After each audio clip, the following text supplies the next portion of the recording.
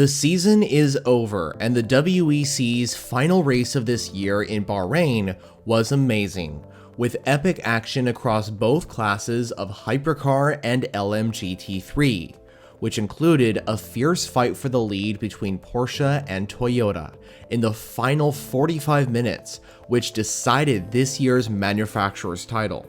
So in this last race review of the year, I'll break down what happened during the 2024 Bapco Energies 8 Hours of Bahrain. The qualification for the race would see the teams of Toyota Gazoo Racing and United Autosports lock out the front rows of both categories. Brendan Hartley would qualify on the overall pole in the number 8 Toyota, with Josh Cagle on pole in the number 95 McLaren in the LMGT3 class. This 8-hour endurance race would begin with Sebastian Buemi leading the field to green in the number 8 Toyota, and he would continue to keep first place coming out of the first turn, as he did just 12 months ago. But behind, there was already multiple position changes, and one of those was when the number 51 Ferrari moved ahead of the number 7 Toyota into second place. Later on at turn 4, the championship-leading number 6 Porsche and the number 50 Ferrari made contact, which forced the Porsche Penske of Laurens Vanthoor down the order, which of course wasn't a good sign for the championship favorites. Elsewhere, in LMGT3, the top 3 cars stayed the same, with the McLarens leading 1 and 2, with the Iron Dames Lamborghini briefly challenging one of the Vista AF Corsa Ferraris for 3rd, but ultimately stayed behind in 4th. Before lap 1 was completed, Julian Anlauer made a move on the number 7 Toyota, and got the number 99 Proton Porsche into 3rd, as the Customer 963 from the German squad was performing strong at the beginning of this race. Soon, drama would strike as just 20 minutes in, Sebastian Buemi's car was spun at turn 1 by Hiroshi Koizumi's TF Sport Corvette, which dropped the number 8 Toyota to 6th place overall, and gave the lead to Antonio Giovinazzi and the number 51 Ferrari, which therefore moved the number 99 Proton Competition Porsche into 2nd. Now, I do want to mention that BMW M Team WRT were showing some pretty impressive pace with their M Hybrid V8 entries during this venue. BMW has been making some gains recently with their LMDH prototype, as proven by the recent results, having taken a podium last time out in Fuji with the number 15 car, and over in IMSA, Team RLL finished 1st and 2nd with their BMW cars at Indianapolis. And now, here at Bahrain, once again, the number 20 and number 15 cars were both in the fight for a podium finish. Amongst the GT field, the Akotas team were forced to put the number 78 Lexus into the garage with a left side suspension issue, and the entry later retired from the race, becoming our first retirement of the event in Bahrain. Unfortunately, this was ending up to be a pretty difficult race for the French team of Akotas ASP, because the second RCF GT3, which was the number 87 car, encountered issues later on. While there were problems for the number 78 Lexus, there weren't such issues for the number 81 Corvette of Tom van Rompuy, as the Belgian racer made his way to the top of the LMGT3 leaderboard, and eventually passed both of the McLarens to move into the lead of this class. Back up in Hypercar, just like in the GT class, there would be a lead change overall, as following a drive-through penalty for the number 99 Proton Porsche, which moved it outside the top 3, the number 12 Hertz Team Jota Porsche moved into 2nd and eventually passed Giovinazzi in the Ferrari for the lead of this race. But soon, Will Stevens in the number 12 Porsche was passed by Giovinazzi, who retook the lead once again for Ferrari in Bahrain. At this stage in the race, Toyota's number 7 car had the best chance of reclaiming the lead for the Japanese marque, with all 3 racers putting in impressive stints, and during the halfway mark of this race, the number 7 Toyota with team boss Kamui Kobayashi behind the wheel closed the gap to just over 1 second to the number 51 Ferrari of James Collado, and by the time the pit stops came around, because of a slower release and a rear left tire taking longer than expected to be put on the number 51 Ferrari, the Toyota crew were able to get the number 7 Toyota, with Nyck de Vries now behind the wheel, ahead of the number 51 Ferrari and into the race lead. Now, as I mentioned before, even though BMW were performing good in Hypercar, they did encounter some issues. Unfortunately, Team WRT were forced to pull their number 20 car into the garage and retire it because of a drivetrain issue, which was heartbreaking considering how competitive the M Hybrid V8 was. But now BMW had to focus on their one remaining car in the venue. Later on in the event, we got our next retirement, because the number 88 Ford from Proton Competition pulled off to the side of turn 3 with the car visibly having issues, as fire could be seen coming from the Mustang. Thankfully, the driver Gianmarco Lavorato was able to get out of the car unhurt, but the day was clearly over for the number 88 crew.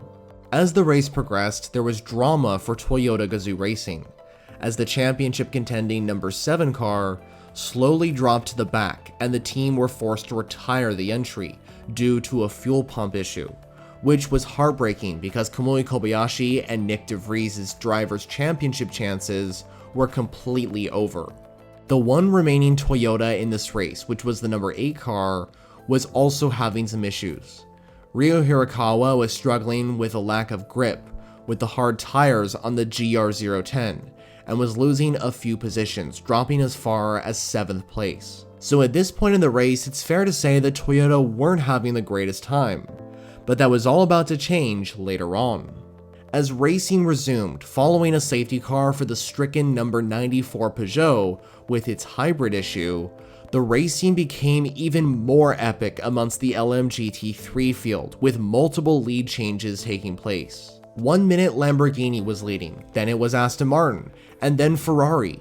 Truly awesome stuff from the GT field, proving as to why the WEC enacted these regulations for the 2024 season. Meanwhile, in Hypercar, the leaderboard was changing. Punctures befell the number 12 Hertz Team Giotto Porsche and the number 50 Ferrari AF Corsa, which sent them down the order. The number 15 BMW moved into the podium positions, and Ryo Hirakawa finally got rid of those old hard tires and handed things over to Sebastian Buemi to fight for the title in the number 8 Toyota.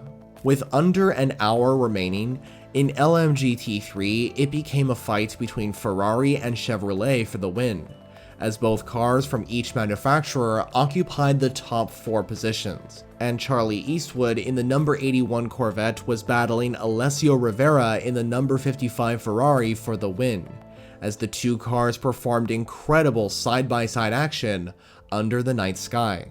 Elsewhere, Sebastian Buemi was flying aboard the number 8 Toyota, and moved all the way up into 2nd position as he chased down Matt Campbell in the number 5 Porsche, which had taken the lead from the number 51 Ferrari.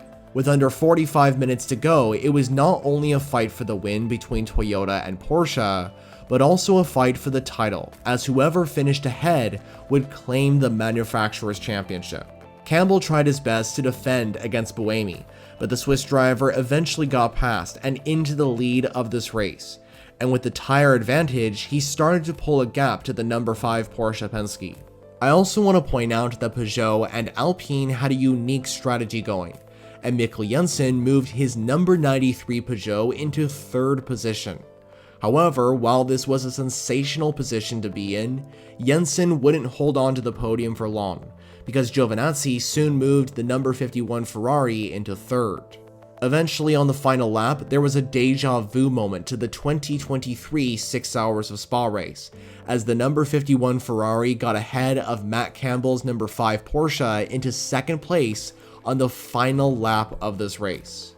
But no one could stop Sebastian Buemi, who consistently stayed at the front and drove his number 8 Toyota across the line in 1st to win the 2024 Bapco Energies 8 Hours of Bahrain, and allow Toyota to win the manufacturer's championship by just 2 points to Porsche.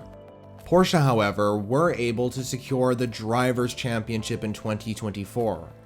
Despite finishing outside the points, the number 6 Porsche did enough to secure the title, thanks to Lorenz Vanthoor, Kevin Estre, and Andre Lotterer and the entire Porsche Penske Motorsport team. Andre Lotterer would end his career with Porsche Penske on a high, winning the championship. Now, in case you were wondering, the other championships in the WEC were already secured last time out in Fuji.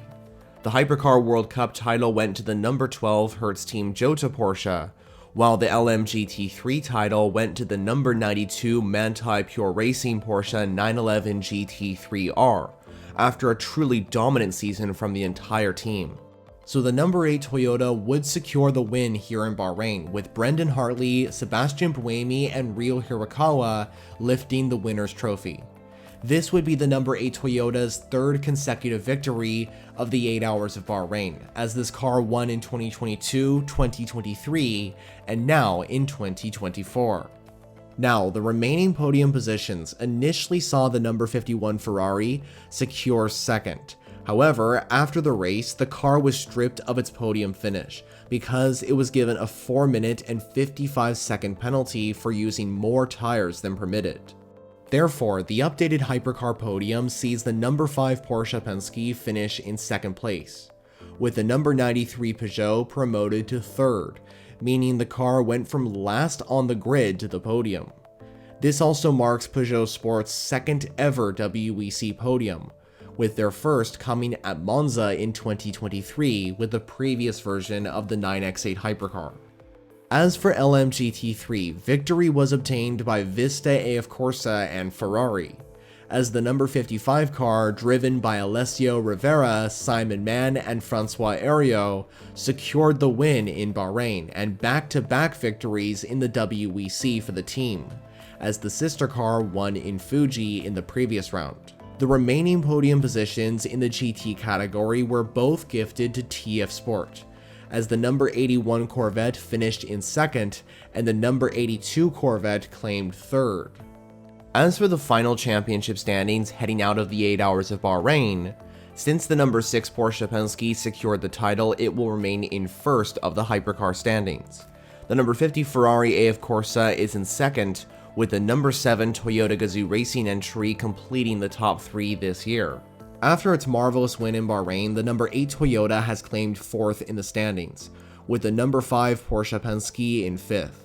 6th place in the standings has been obtained by the number 12 Hertz Team Jota Porsche, followed by the number 51 Ferrari and the number 83 privately entered AF Corsa Ferrari. After its podium in Bahrain, jumping into 9th is the number 93 Peugeot 9X8, and completing the top 10 is the number 15 BMW from Team WRT. In LMGT3, after solidifying the championship in Fuji, the number 92 Manthey Pure Racing Porsche will be in first, followed by the number 91 Manthey EMA Porsche in second, and the number 55 Vista AF Corsa Ferrari jumps into third ahead of the Team WRT BMW after the 296's win in Bahrain. The number 27 Heart of Racing Aston Martin completes the top 5, followed by the second Team WRT BMW, this being the number 46 car and Valentino Rossi's entry, with the number 54 Vista AF Corsa Ferrari in 7th, the number 85 Iron Dames Lamborghini in 8th, the number 59 United Autosports McLaren in 9th, and finally completing the top 10 is the number 81 TF Sport Corvette. So that was the race review of the 2024 Bapco Energies 8 Hours of Bahrain, and what a fantastic event that was. Since the season is over for the WEC, you might be wondering, what now? Well, now it's time to enjoy the off-season and prepare for another incredible year of WEC action when we come back for racing in Qatar in February of 2025. If you like sports car endurance racing, this might be the channel for you. I'm making content on the WEC, IMSA, and so on every single week. In fact, there are some videos out on your screen all about these topics. But anyway, thank you so much for watching, and I'll see you in the next one.